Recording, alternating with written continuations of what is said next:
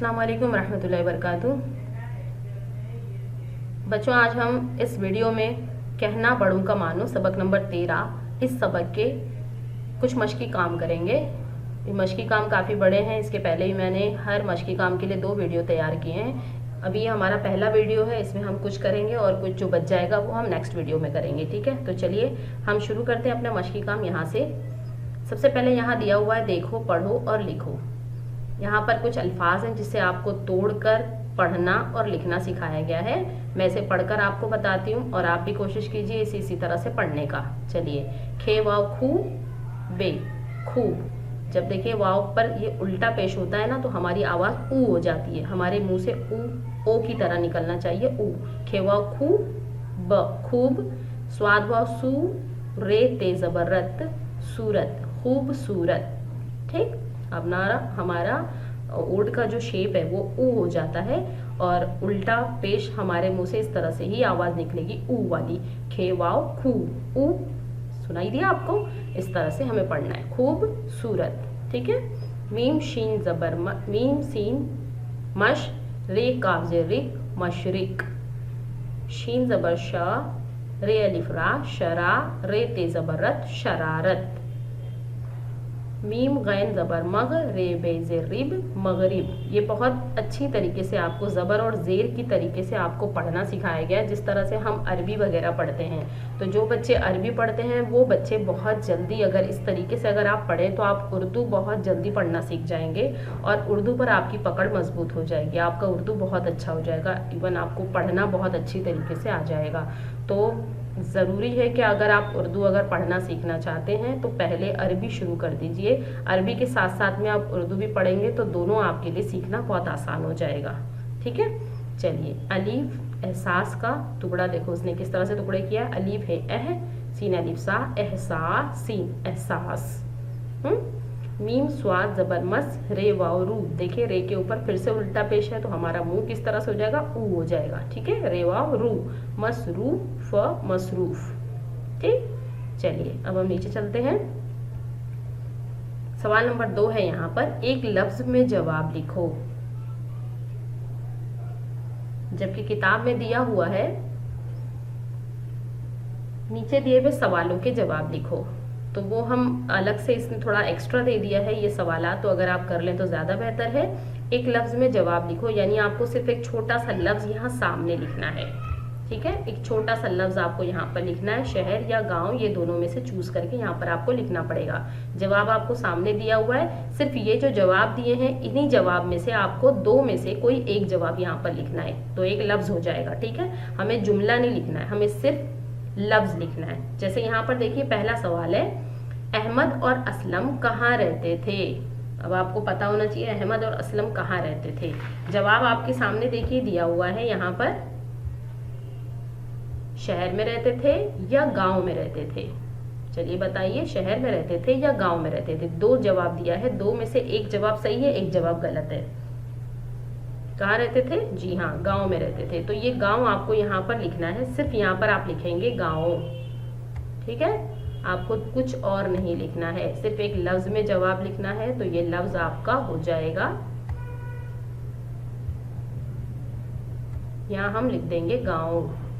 बस इस तरह से आपको 2 में से कोई एक जवाब लिखना है। समझ आइए आपको? एक जवाब आपका सही है, जो सही है वो आप लिखेंगे और जो गलत है उसे आप नहीं लिखेंगे। ठीक है। घर के सभी लोग शहनवाज को क्या कहते थे? क्या कहते थे? शानू कहते थे या नवाज कहते थे?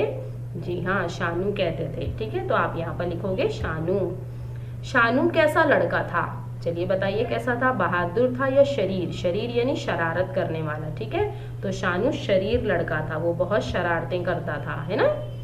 बच्चे कहाँ खेल रहे थे? नदी के किनारे या खेत में? कहाँ खेल रहे थे बच्चे? जी हाँ, छुट्टी का दिन था इसलिए बच्चे नदी के किनारे खेल रहे थे।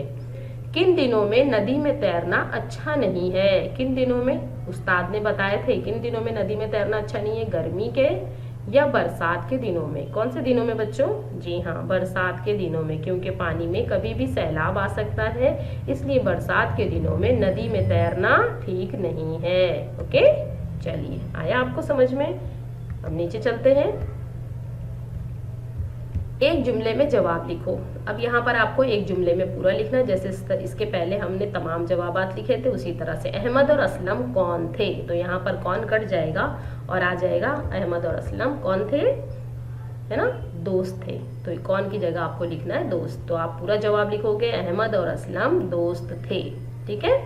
शानू स्कूल आकर क्या करता था, तो आपको पूरा लिखना पड़ेगा शानू स्कूल आकर शरारतें, शरारतें, एक शरारत नहीं कई शरारतें करता था, है ना, करता था। पहले ये लिखोगे फिर शरारतें फिर करता था। ओके, चलिए इसके बाद नेक्स्ट सवाल है, शानू को किस बात का एहसास हुआ। शानू को किस बात का एहसास हो गया, जब वो सैलाब में बहते हुए बच गया तो उसे किस बात का एहसास हुआ। तो किस बात का हम काट देंगे और यहाँ पर लिखेंगे जो हमें यहाँ पर जवाब दिया हुआ है वो लिखेंगे। किस बात को काटेंगे, लिखेंगे शानू को बरसात के दिनों में तैरना अच्छा नहीं, इस बात का एहसास हुआ। ठीक है, इस अपनी मर्जी से आपको लिखना पड़ेगा, इस बात का एहसास हुआ। ठीक है। पानी को बढ़ता देखकर शानू को क्या याद आया, पानी को बढ़ता देखकर क्या याद आया, इसको कट कर देंगे। क्या याद आया उसे, उस्ताद की नसीहत याद आई। ठीक है, तो शानू को यहाँ तक आपको पूरा लिखना पड़ेगा। पानी को बढ़ता देखकर शानू को उस्ताद की नसीहत याद आई। ठीक है, बस इतना आपको लिखना पड़ेगा। यहाँ पर आप फुल स्टॉप लगा दोगे, इतना आपका जवाब कंप्लीट हो जाएगा। ओके, चलिए यहाँ तक हमारा कंप्लीट हुआ। देखिए बच्चों, इसके अलावा भी आपको 2 सवाल और दिए हुए हैं। किताब में 8 सवाल आते हैं, एक लफ्ज़ का सवाल नहीं है, डायरेक्ट उसने नीचे दिए हुए सवालों के जवाब लिखो, इस तरह किया है। और इस वर्कबुक में आपको 4 सवालात एक लफ्ज़ के दे दिए और 4 सवालात को उसने एक जुमले में दे दिया है। तो यहाँ 2 सवाल और हैं, उसके जवाब में आपको पढ़कर बता रही हूँ। सवाल है सवाल नंबर 7, किताब में है। ठीक है, वर्कबुक में नहीं है, किताब में है, एक जुमले के जवाब में। अहमद और असलम करीब के घर से क्या लाए, अहमद और असलम ने करीब के घर से क्या लाए। तो इसका जवाब आप लिखोगे अहमद और असलम करीब के घर से रस्सी लाए। क्या लाए उन्होंने, रस्सी लाए, है ना। अहमद और असलम करीब के घर से रस्सी लाए। सवाल नंबर 8 दिया है, शानू की अम्मी ने अहमद और असलम का शुक्रिया किस तरह अदा किया। सवाल नंबर 8 दिया है, शानू की अम्मी ने अहमद और असलम का शुक्रिया किस तरह अदा किया। तो आपको इसका जवाब लिखना है, आपकी किताब में दिया हुआ है। शानू की अम्मी ने अहमद और असलम को गले से लगाया, शाबाशी दी। शानू की अम्मी ने अहमद और असलम को गले से लगाया और शाबाशी दी। इस तरह आप इसका जवाब लिखोगे। ये सवाल यहाँ पर नहीं है और उसका जवाब भी नहीं दिया हुआ है, लेकिन आपकी किताब में है, तो हमको किताब में से देखकर लिखना है ये दोनों सवाल के जवाब। ठीक है, आई बात आपको समझ में। चलिए हम आगे बढ़ते हैं। जोड़ियां लगाइए। अब देखिए जोड़ियां किस तरह लगाना है। गांव, स्कूल, शानू, उस्ताद। अब ये लोगों ने यहाँ पर उनकी क्या खासियत है वो बताना है, उनके अंदर क्या खुसूसियात है। जैसे यहाँ पर दिया हुआ है गांव, तो गांव भाई कैसा था आपको पता होना चाहिए, कैसा था गांव। जी हाँ, चलिए हम गांव को लगाते हैं। गांव कैसा था, उसकी खुसूसियात क्या थी। गांव कैसा था बच्चों, खूबसूरत था। तो हम खूबसूरत से उसको मैच करेंगे, उसकी जोड़ी लगाएंगे। स्कूल, हाँ हमने किताब में पढ़ा है जो वो स्कूल इस सबक का कैसा था, साफ सुथरा, बिल्कुल हमारे स्कूल की तरह, है ना। शानू कैसा बच्चा था, उसकी क्या खसूसियात थी, वो कैसा बच्चा था, उसकी खुसूसियात थी वो शरारती बच्चा था, है ना। और उस्ताद ने क्या करते हैं, उस्ताद हमेशा, उनकी क्या खुसूसियात है, उस्ताद हमें हमेशा अच्छी नसीहत करते हैं। ठीक है, तो इस तरह से आपका ये जोड़ियाँ लग गई। उसमें किसकी जोड़ियाँ हमने लगाई, खुसूसियात की जोड़ियाँ लगाई, किसकी क्या खुसूसियात थी। ठीक है, चलिए अब नेक्स्ट करेंगे, सबक की मदद से खाली जगह भरो। ठीक है, सबक की मदद से खाली जगह भरो। अब सबक में हमें पढ़ पढ़ के यहाँ पर खानापुरी में लिखना है। क्या लिखना है हमें, उसके जवाबात लिखना है। पहला वाला है, ये छोटा सा गांव बहुत डैश, छोटा सा गांव बहुत डैश थे नहीं, यहाँ पर आ जाएगा था। ये गलत हो गया है, यहाँ पर था लिखा आएगा। आपकी किताब में सही लिखा है लेकिन यहाँ पर गलत हो गया है। ठीक है, तो आपको यहाँ पर लिखना है था। कैसा था भाई गांव, जल्दी से बताना कैसा गांव था। हाँ, खूबसूरत था, वेरी गुड। कैसा था, खूबसूरत।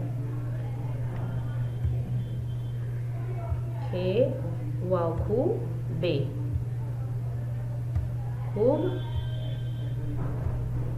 स्वाद वाव सू,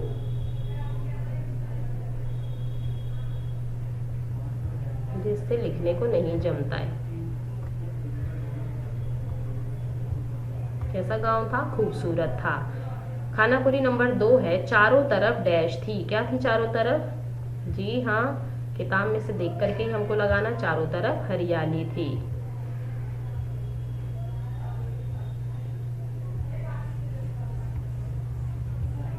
हरिया हेरे हर, यलिया हरिया, लाम ये ली हरियाली। ठीक है, सब बच्चे उससे डैश रहते। किससे रहते? शानू से। क्या रहते थे? परेशान। हाँ, क्योंकि वो शरारतें बहुत करता था और सबको सताता था, तो बच्चे उससे क्या रहते थे? परेशान। पे रे ये रे परे, शीन अलिफ शाह, परेशा नून परेशान। ठीक है, परेशान नून परेशान। ठीक, अहमद और असलम ने उसे डैश किया। क्या किया अहमद और असलम ने उसे?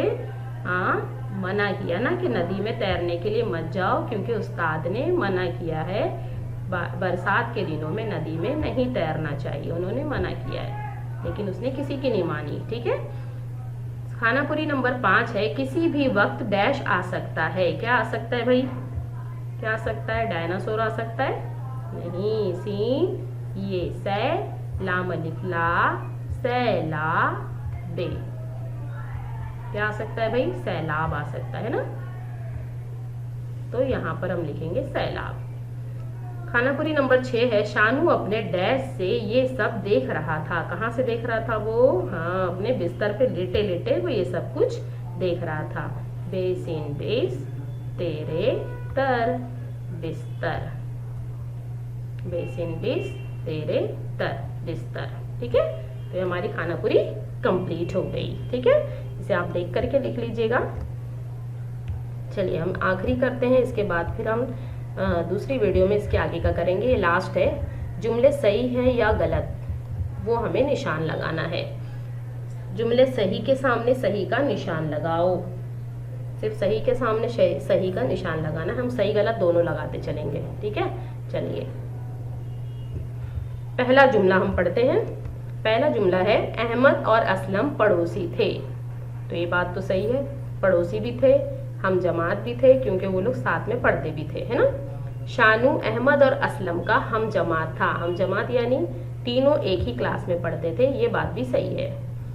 नंबर 3 है, शानू अच्छा बच्चा था। शानू अच्छा बच्चा था? नहीं, पहले अच्छा बच्चा नहीं था, बाद में अच्छा बच्चा बना। पहले तो वो बहुत शरारती बच्चा था, है ना। गांव के लड़के नदी के किनारे खेल रहे थे। जी हाँ, सही बात है, नदी के किनारे खेल रहे थे। 5वां है, अहमद और असलम ने एक बड़ा सा डंडा लाए। डंडा लाए थे उन लोगों ने? नहीं, क्या लाए थे? वेरी गुड, रस्सी लाए थे, है ना। क्या लाए थे? रस्सी। इसके बाद है आखिरी वाला, अम्मी ने दोनों लड़कों को डांटा। अम्मी ने डांटा दोनों लड़कों को? नहीं। क्या क्या उन्होंने फिर उन लड़कों को गले से लगाया और शाबाशी दी। ठीक है, सॉरी डांटा ये गलत हो गया, डांटा था या ये गलत हो गया है, बल्कि उन्होंने क्या किया था? शाबाशी दी थी। हाँ, बस इस वीडियो में हम यहीं तक करेंगे, इसके बाद आगे की एक्सरसाइज हम नेक्स्ट वीडियो में करेंगे। चलिए, अल्लाह हाफिज।